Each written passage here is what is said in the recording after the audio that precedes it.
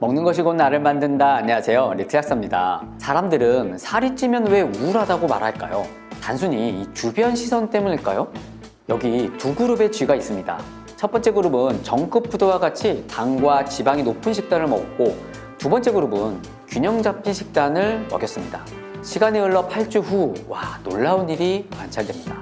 정크푸드를 먹은 쥐들이 비만해질 뿐만 아니라요, 불안과 우울감에 빠지고 행동이 느려지고 활동성과 사회성이 매우 떨어지게 됩니다. 그럼 균형 잡힌 식단을 먹은 쥐들은 어땠을까요?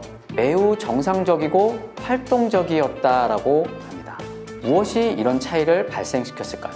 여기에는 과학적인 이유가 숨겨져 있습니다.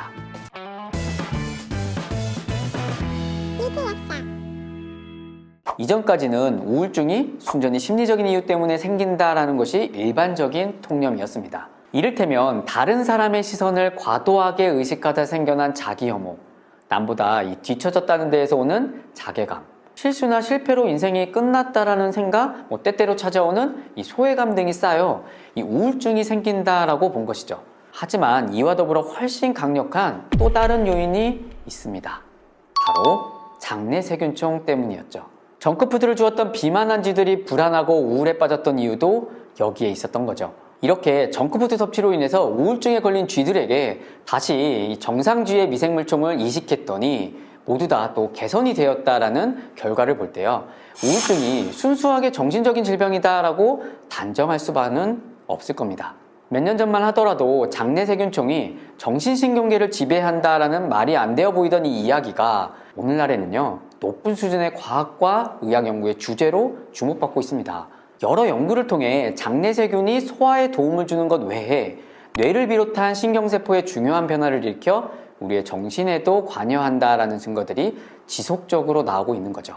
즉, 내 불안과 우울증은 단순히 나의 예민함 때문만은 아니라는 겁니다. 자, 사실 이 내용은요, 왜 아무 이유 없이 우울할까라는 이 책에서 자세히 나와 있는 내용 중에 일부입니다. 보통 우리가 우울한 이유를 찾을 때 뇌, 정신, 환경적인 측면에서 주로 찾으려고 하지만 흥미롭게도 이 책의 저자인 프랑스 의사 가브리엘은 우울증의 주요 원인으로 장내세균을 지목하고 있었습니다.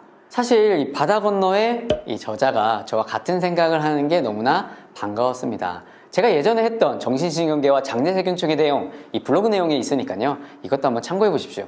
또한 비만, 자폐증, 알츠하이머 등 다양한 질병 역시도 장내 환경과의 불가분의 관계가 있고 그 과학적 근거를 이 책에서 제시하고 있습니다. 그도 그럴 것이 행복 호르몬인 세로토닌은 뇌보다 장에서 더 많이 만들어지고요, 세로토닌의 전구 아미노산이죠, 이 트립토판의 대사 역시도 장내 미생물균총에 따라 행복 호르몬인 세로토닌을 만들지 흥분성 신경전달 물질을 만들지 달라지게 됩니다. 그리고 특정 장내세균이요, 스트레스 호르몬인 이 코티솔 분비에 관여해서 세로토닌과 멜라토닌 생성에 관여할 뿐만 아니라 소화나 면역, 또 에너지의 저장과 소비 등에 영향을 끼치게 된다고 하죠. 결국 저자는요, 장내 환경을 나쁘게 만드는 식이 습관에 주목하고 이를 개선하는 다양한 방법들을 이 책에서 제시하게 됩니다. 당류를 제한하는 포도맵 제한식이 필요한 사람들, 스트레스를 없애기 위해 영리하게 먹는 방법, 포만감에 속지 않기 위한 과일 하나, 그리고 장내세균을 위한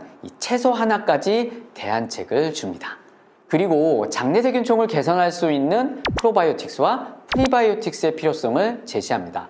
이 책 말미에는요, 부록으로 우리가 간단하게 궁금해하는 질문들이 있습니다. 예를 들어 우리가 프리바이오틱스를 충분히 먹고 있는지 어떻게 알까? 또 내게 맞는 프로바이오틱스 식품은 어떻게 알 수 있을까? 요구르트로는 충분할까? 기타 누구나 좀 궁금할 수 있는 가벼운 질문에 대한 답까지 실려 있습니다.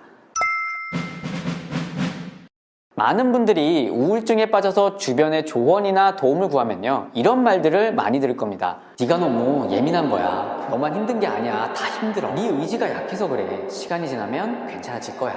하지만 여러분이 우울해지는 이유, 어쩌면 스트레스 때문만은 아닐 수 있다라는 거.